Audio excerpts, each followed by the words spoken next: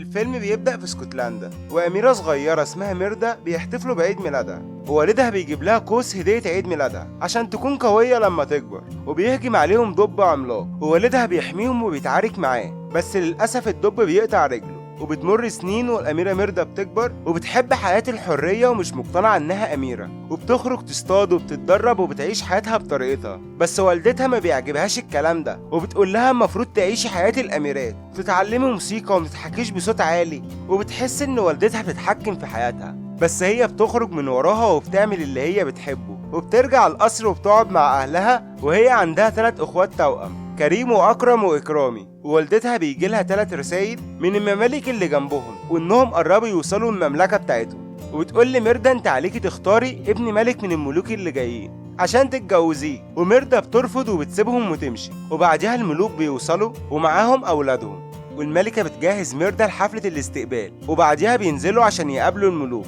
ويتعرفوا على أولادهم. ده ياسر شجاع، وده آسر قوي، وده محب على الله. والملوك بيتخانقوا ان كل واحد من ولادهم الأقوى ويستحق الجواز من ميردا، وبتقوم عركة وبيضربوا في بعض لحد لما الملك بيوقف الضرب. بس كريم وأكرم وإكرامي بيضربوهم، فبيضربوا في بعض تاني، والملك المرة دي بيتدخل ويضرب هو كمان. والملكة بتوقف الفوضى ديت وتقول لهم ان التقاليد بتقول ان لازم اللي يتجوز الأميرة يكسب في بطولة، وميردا بتختار لعبة الرماية. وتاني يوم بيعملوا احتفال كبير جدا عشان اللي هيفوز هيتجوز الأميرة. وبتبدأ البطولة، وآسر بيبدأ بس بيجيبها بعيد عن الهدف، وياسر بيجيبها قريب بس ما بيسيبش الهدف، ومحب ما كانش عارف هي بتتلعب ازاي اصلا، بس ربنا بيوفقه وبيجيبها في الهدف. وبكده ميردا هتتجوز محب.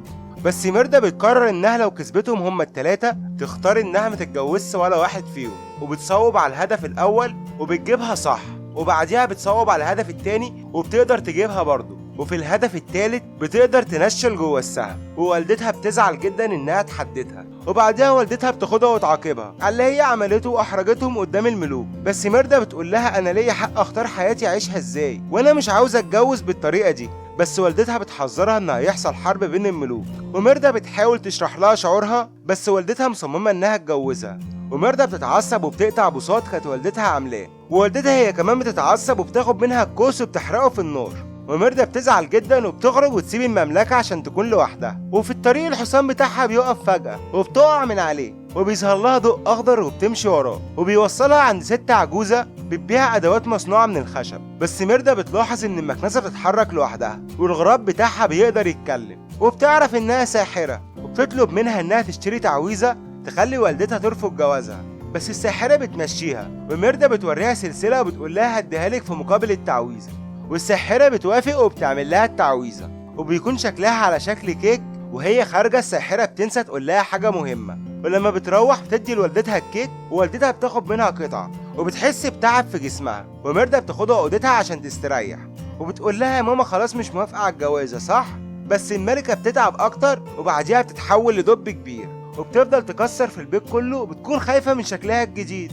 وميردا بتحكي لها انها راحت لساحرة عشان تخليها تغير رأيها عن جوازها، بس ما قالتش انك هتتحولي لدب. ووالدتها صرخت في وشها، بس كانت بتصرخ بصوت الدب، والملك سمع صوتها وطلع عشان يعرف فيه ايه. وبيفضلوا يستخبوا منه في اي مكان عشان الملك بيكره الدببة وممكن يقتل الملكة. وبيلاقوا في وشهم انشراح مديرة البيت، واول ما تشوفهم بتهرب وتبلغ الملك، وبتقوله ان هي شافت دب وهو بيجري عشان يدور على الدب. والملكة بتدخل أوضة أكرم وكريم وإكرامي، وميردا بتطلب منهم انهم يساعدوهم يخرجوا من القصر، وبيوافقوا بشرط ان هي تديهم حلويات سنة قدام. وميردا طبعا بتوافق، وبيخرجوا يعملوا نفسهم اكنهم الدب، والملوك كلهم بيجروا وراهم لحد لما ميردا والملكة بيقدروا يهربوا. وكريم وأكرم وإكرامي بينزلوا المطبخ وبيشوفوا الكيكة بتاعت الساحرة وبيسموا وبياكلوا. وميردا بتاخد والدتها وبيروحوا على بيت الساحرة، وبتكون سايبه لها رسالة ان مع شروق اليوم التاني الملكة هتفضل دب للأبد، بس لو قدرتي تحل اللغز هترجع بشرية من تاني.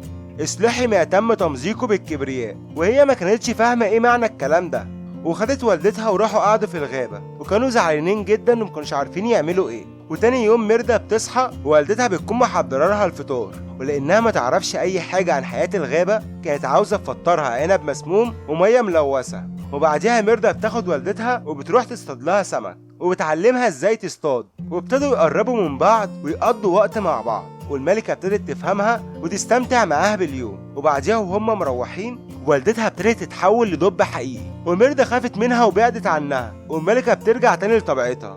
وبيكون الوقت بيقرب انها هتكون دب للابد. وبعدها بيكتشفوا مكان بيكون عبارة عن مملكة قديمة، وميردا بتدخل وبتلاقي حجر مكسور زي البساط بتاع والدتها، وبيكون ابن الملك حول والده لدب وما قدرش يرجعه تاني انسان. وبيكون الدب موجود وبيهجم عليها، وهي بتحاول تهرب منه ووالدتها بتساعدها، وبيقدروا يهربوا من المكان. وبتعرف ان الحل ان هي تصلح البساط، وبيرجعوا تاني على القصر.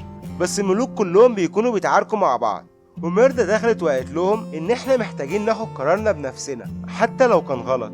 احنا هنتعلم من اخطائنا، ومش دايما التقاليد والعادات بيكونوا صح، ومن حقنا يكون عندنا حرية الاختيار، ولازم نتبع قلبنا في اختياراتنا. وآسر وياسر ومحب بيوافقوها، وانهم لازم يفوزوا بحب ميردا، ومش مجرد جواز وخلاص. الجواز لازم يكون مبني على الحب. والملوك بيوافقوا وبيخرجوا يحتفلوا بالصلح، وميردا والملكة بيطلعوا عشان يصلحوا البساط.